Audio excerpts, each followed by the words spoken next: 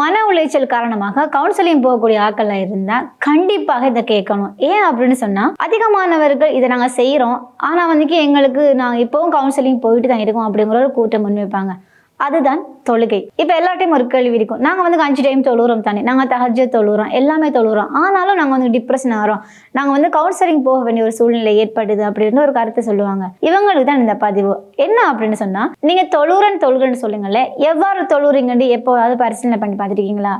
Okay, நீங்க கவுன்சிலிங்கே போக வேணாம், உங்களுக்கான கஷ்டங்கள் எல்லாம் தீரும், வாழ்க்கையை பிரகாசமாக மாறதுக்கு தொழுகையில கடைப்பிடிக்க வேண்டிய 4 விடயங்கள் நான் சொல்லித்தரேன். முதலாவது விடயம், உரு செஞ்சதுமே தொழுகைக்கு போகாதீங்க. முதல்ல குர்ஆன் எடுத்து கொஞ்ச நேரம் ஓதுங்க, அதாவது சத்தமா ஓதுங்க. இவ்வாறு ஓதுறதால என்ன நன்மை கிடைக்குது அப்படின்னு சொன்னா, நீங்க சத்தமா ஓதுறதால உங்களோட கிரகித்த தன்மை உங்களுக்கு கிடைக்க போகுது. அடுத்து உங்களோட கண் பார்வையும் அதிகரிக்க போகுது.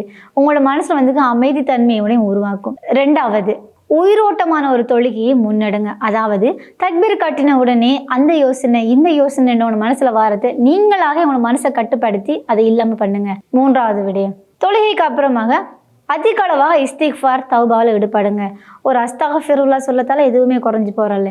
அதிகமான மக்கள் செய்யற தப்பு என்ன தெரியுமா, தொழுகை முடிஞ்சோடனே இருந்த இடத்துல இருந்து எழும்பிடுவாங்க. அல்லாவுக்காக 4 ரக்காத் தொழுதவங்களுக்கு 5 நிமிஷம் இருக்கத்துல ஒண்ணுமே ஆக்க போறல. அந்த 5 நிமிஷத்துல எவ்வளவு அழகா தௌபா செய்யலாம். 4வது, அதிக அளவா துவா கேட்டுக்கொள்ளுங்க. இந்த 4ஐயும் ஒரு தொழுகையில நீங்க ஃபாலோ பண்ணுவீங்களா இருந்தா கண்டிப்பாக நீங்க எந்த ஒரு கவுன்சிலிங்கும் போக தேவையில்லை. உங்களோட முகம் பிரகாசம் அடைவதை விட உங்களோட வாழ்க்கையும் பிரகாசம் அடையும்.